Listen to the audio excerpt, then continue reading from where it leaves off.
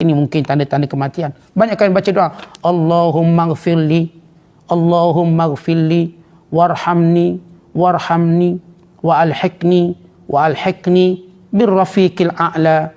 Ya Allah, ampunkan dosaku, rahmatilah aku, dan himpunkan aku atau sampaikan aku pada rafiqil a'la, pada sisi temanmu, pada sisimu ya Allah yang agung. Ini doa kita.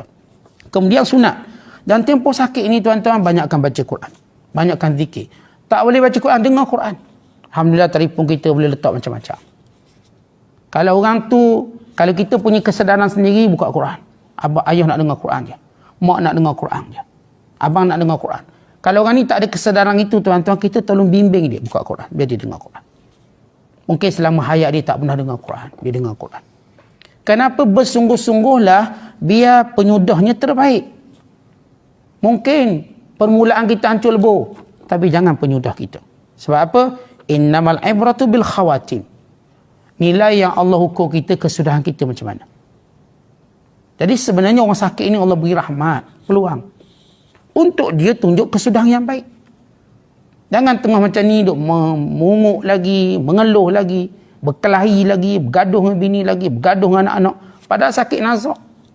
Jangan. Waktu itu tuan-tuan, banyakkan Quran, banyakkan berzikir. Kalau saya katakan tak boleh baca Quran, tak boleh zikir, tak erti zikir, dengarkan zikir, ikut perlahan-lahan zikir tersebut, atau sebut Allah, Allah, Allah dan lain-lain. Kemudian dilarang merunguk, jangan merunguk. Kita bimbang runguk kita tadi sampai peringkat kita menyalahkan takdir Allah. Dan dilarang berkelakuan buruk. Tuan-tuan bayangkan orang kalau sakit berkelakuan buruk. Kita ingat kita ni orang kayangan. Ustaz, saya ni kluster kayangan. Kita duk mengunguk macam-macam, ada orang suka kita. Yang merawat kita pun serabut perut tengok. Yang dengar lagi terserabut perut. Dengan bahasa lain, waktu kita sakit jangan kelakuan buruk. Tunjuklah sabar kita, berkelakuan baik kita. Jangan maki, jangan bertengkar, jangan berdebat. Jangan. Gaduh-gaduh tengah sakit, berdebat dengan bini lagi ni. Berdebat. Orang suruh bawa air teh tarik, dibawanya teh tarik. Marah ni. Kawan sakit, jangan marah, tak apa. Boleh tak ambil air lain? Tak payah nak gaduh. Kita tengah sakit bimbang, tengah-tengah bertengkar, benda tu malah kemau ambil nyawa. Yang patut bini kita kesiang kita sebab mati, padang muka. Di padangnya muka kita habis. Tentang masalah kita bila orang mati tak ada orang simpati. Itu sebenarnya petanda buruk. Sebab petanda-petanda husnul khatimah, orang simpati bila kita mati. Tapi kalau sampai peringkat bini anak-anak kita kata alhamdulillah mati dah orang tua ni, habis kita. Kita bimbang tuan-tuan, gambaran-gambaran yang sebegitu menandakan persaksian yang tidak baik. Jadi waktu sakit jangan berkelahi dengan orang. Tapi kalau nak berdebat isu agama, boleh tak? Boleh. Menunjukkan kesungguhan kita. Belajar Imam Abu Yusuf Asy-Syaibani. Tuan-tuan dekat nak mati ni. Orang panggil dia Abu Ibrahim. Datang anak-anak murid dia, kunjungi dia, ulama-ulama. Lalu dia kata, maukah aku tanya kamu satu soalan? Mana lebih baik melontar jamrah berkenderaan atau berjalan kaki? Lalu kata muridnya, Tuan Guru, sakit-sakit pun nak diskusi agama ke? Nak debat agama? Ya. Lihat, dia memilih mati baik berbicara agama. Lalu kata anak-anak murid ulama yang menziarahinya, yang lebih baik melontar dalam keadaan berkenderaan. Kata Abu Yusuf, salah.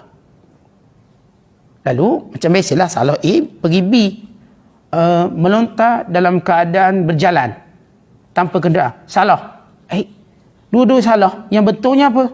Yang betulnya kalau dia ingin melakukan perjalanan meninggalkan Mina, dalam proses dia nak keluar daripada Mina, maka sunat dia melontar di atas kenderaan. Kemudian dia keluar. Tetapi kalau dia belum mau keluar daripada Mina, maka sunat dia melontar tanpa naik kenderaan. Lihat, nak mati dah ni. Akhirnya bila anak murid dia pergi, tiba-tiba terdengar suara nazak yang kuat dan didapati Imam Abu Yusuf meninggal dunia. Akhirnya mereka sampai nafas terakhir masih berbicara ilmu. Itu terpuji kerana ibadat sunat yang paling afdal selepas fardu ialah menuntut ilmu. Sepakat ulama. Tidak ada ibadat sunat yang paling afdal sesudah fardu ba'da ada'il faraid min talabil ilmi, daripada menuntut ilmu.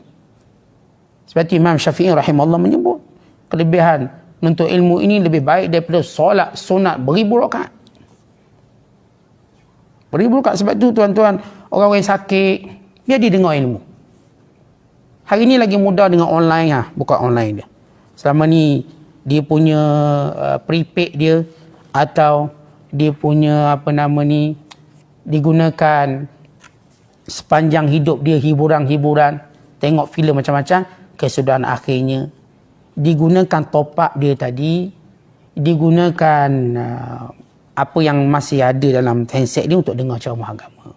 Maka ini hebat, ini tanda kesudahan yang baik. Bantu orang-orang dekat, orang yang hampir kematian ini untuk buat baik. Panduan ini untuk kita sendiri dan untuk orang yang kita tidak mahu dia mati dalam keadaan tidak baik. Nasihat, orang sakit jangan berdebat, jangan bergaduh, jangan berbalah. Kemudian sunat juga. Tuan-tuan syukur dalam hati kita, ya Allah, aku dah hidup 60 tahun. Semua benda aku nak, ya Allah, Engkau telah berikan pada aku. Aku redha, aku syukur. Engkau dah berikan aku isteri, Engkau dah berikan aku anak-anak, Engkau dah beri aku pekerjaan, pencen 2 kali. Pencen 2 kali dah, 55 sambung kontrak, 58, 2 kali pencen. Ya Allah, Engkau berikan aku segala aku nak. Aku bersyukur kalau sudah sampai waktunya, ya Allah, aku redha. Aku redha pertemuan denganmu, ya Allah. Tuan-tuan, ni hebat. Kita imbau balik, sepanjang kita hidup, banyak mana Allah curahkan nikmat pada kita. Jangan duk ngeluh, ya Allah, kenapa aku sakit, kenapa aku sakit. Habis nikmat kamu tak kira. Allah murka pada orang tak kira nikmatnya tapi mengira keluhan dia. Tuan-tuan, kita ngeluh-ngeluh ni, berapa kali kita ada susah dalam hidup. Susah kita pun dalam senang. Saat ni tengah susah quarantine, ya ke susah? Nampak 4 pinggang, 5 pinggang, macam senang je. Macam senang hati. Dulu tengah-tengah senang, isteri kita cakap, suami saya ustaz, selera tak ada, setengah pinggang je makan. Tak tahu. Sekarang, insya-Allah.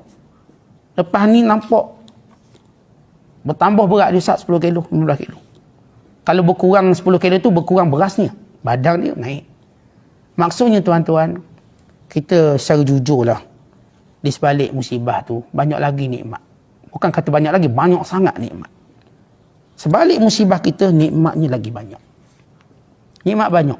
Tuan-tuan, dulu kita kena keluar pagi, balik petang, barulah dapat gaji. Hari ni tak payah keluar menduk, dapat gaji lah. Dapat gaji tanpa kerja. Luar biasa. Jadi, waktu dekat nak mati, bilanglah nikmat Allah. Kalau orang tu tak reti bilang nikmat Allah, seorang anak dia datang kat telinga dia bertanya, sepanjang ayah hidup, ayah sentiasa senang. Kami tengok ayah senang. Apa yang nak ayah dapat? Ayah ada anak-anak yang baik, yang berbakti. Ayah ada ibu yang setia, yang jujur. Ayah ada kawan-kawan yang baik, yang soleh. Ayah ada guru-guru yang baik, yang sentiasa bertanya khabar ayah dan sebagainya. Syukurlah ayah pada Allah. Redalah kalau ini detik-detik terakhir kita. Tuan-tuan, ucapan yang luar biasa. Maka tak patut kita tutup kebaikan, kesudahan hidup kita dengan cara yang tak baik. Tak patut. Kemudian apa lagi? Kewajiban-kewajiban kita tunaikan. Kalau kita tengah sakit ni tuan-tuan, masuk je waktu solat, solat cepat-cepat. Jangan ditangguh-tangguh. Bagi keluarga yang membantu, tolong dia untuk solat cepat-cepat. Lagi 5 minit nak azan zuhur, siap wudukkan dia cepat. Kalau dia tidak termasuk di kelompok golongan yang uzur. Kalau uzur yang kena tunggu masuk waktu solat, okey, siapkan tempat wuduk dia. Wudukkan dia. Wudukkan dia. Supaya dia dapat solat awal waktu. Kenapa? Semoga tuan-tuan dia pergi, arwah meninggal pukul apa? Pukul 2.30. Down tak semasa tak down ustaz, dia biasa semasa 3.30. Ruginya. Rugi. Habis berdosa tak dia macam tu? Tak, kalau bukan kerana kecuaian tak berdosa. Cuma kita katakan, biar di saat akhir kita tutup hidup, penuh dengan kebaikan. Sebab itu kita yang sakit, atau orang yang menjaga orang sakit, awalkan waktu solat dia. Maksudnya, jaga waktu awal untuk dia solat. Kemudian, kita ingat, ada tak hutang orang? Bayarlah. Ada tak kita ambil hak orang? Hantar balik. Minta maaf dengan isteri kita selama kita jadi ketua keluarga. Maka kita dah banyak buat silap. Minta maaf dengan anak-anak kita selama kita jadi ayah mereka. Kita tidak menjalankan amanah. Minta maaf dengan kawan-kawan kita. Sepanjang kita bersahabat, kita mungkin tidak menunaikan hak dia. Minta maaf dengan jiran tetangga kita. Mungkin kita tak beri hak kejiranan dengan sebenar. Minta maaf dengan orang yang menjadi pelanggan-pelanggan kita dulu. Customer-customer kita. Mungkin kita tersilap itu, tersilap ini. Minta maaf dengan mereka semua. Setiap kali kita bertemu dengan mereka, minta maaf. Dia ada sakit ni yang saya kata masih lagi boleh berjalan. Doktor sahkan dia kanser tahap 4, tahap 5. Masih boleh berjalan. Setiap kali jumpa kawan, man aku minta maaf lah. Sepanjang kita kawan, ada aku buat salah. Man, sepanjang kau jadi pelanggan aku, kalau aku tersilap tipu dan sepanjang kau maafkan aku, Tentu itu yang perlu kita lakukan di saat akhir usia kita. Sebab apa? Jadilah baik. Kita kalau tak boleh baik puluhan tahun hidup kita, takkanlah tempoh-tempoh terakhir kita tak boleh tunjukkan kesungguhan kita buat baik. Tunjuklah sikit. Mungkin saya kata saya tak boleh kejar semua kebaikan, tapi ada niat bersungguh-sungguh nak minta maaf. Saat saya ni ego, payah nak minta maaf dengan orang. Takkanlah ego sepanjang itu. Dekat hampir kita nak jumpa malaikat maut. Dekat dah kita. Allah tunjuk tanda-tanda. Tangan dah tak boleh angkat. Kaki tak boleh gerak. Kita dah rasa kebas-kebas seluruh badan. Pergilah minta maaf dengan semua orang yang pernah ada hubungan kita. Tuan-tuan, kalau kita ada guru-guru, pergi minta maaf dengan guru-guru kita. Mungkin kita tak beri hak pada guru-guru kita. Mungkin kita tak layan dia dengan layanan yang baik. Sehingga dia jauh hati dengan kita. Minta maaf untuk tok guru kita. Minta redha dan restu mereka. Ustaz, doakan saya Ustaz. Moga Allah ampunkan saya. Moga Allah tempatkan saya di kalangan orang baik. Minta. Semua orang soleh kita jumpa minta. Tuan-tuan, ini husnul khatimah. Perjalanan hidup yang dipandu oleh Islam. Hebat Islam. Kita dekat nak mati pun diajar macam mana nak buat. Bukan huha-huha macam tu. Bukan kita katakan hore-hore dekat nak mati, tak ada. Ini waktu saya buktikan saya nak jadi baik. Azam untuk jadi baik. Takkan saya katakan detik-detik yang sekejap ini, yang masih Allah beri peluang. Sebab itu Nabi SAW berkata, Allah bila dia sukakan kebaikan pada seorang hamba, innallaha idza arada khairan bi 'abdihi ista'malahu qabla mauti. Allah bila nak berikan kebaikan pada hambanya, Allah jadikan di akhir-akhir hidupnya dia tunjuk keinginannya untuk taat pada Allah. Allah jadikan dia ini berfungsi bagi mentaati Allah. Tuan-tuan, kita ni ciptaan kita. Allah cipta kita, fungsinya taat pada Allah. Dah lama fungsi itu tak berjalan. Ni baru start nak berjalan. Macam kita sebutlah, kita ni kan kalau cipta motosikal, fungsinya apa? Fungsinya ialah untuk bergerak, bawa orang. Tapi sepanjang beli motor tak pernah bawa. Buat benda lain. Motor tu kita buat benda lain. Kita tak gunakan untuk sebenar. Last sekali nak guna juga. Baru betul fungsinya. Sepanjang kita hidup ni tuan-tuan, tak menyembah Allah dengan sungguh-sungguh. Duk main sana, main sini. Sampai akhir. Realisasilah fungsi yang Allah ciptakan kamu. Kita diciptakan untuk mentaati Allah. Sebab itu kita kembali di sisi Allah untuk tengok berfungsi tak berfungsi kita. Kalau fungsi kita, tempatnya syurga. Ya Allah, syurga kekal abadi tuan-tuan. Dunia ni sekejap je. Ni syurga kekal abadi.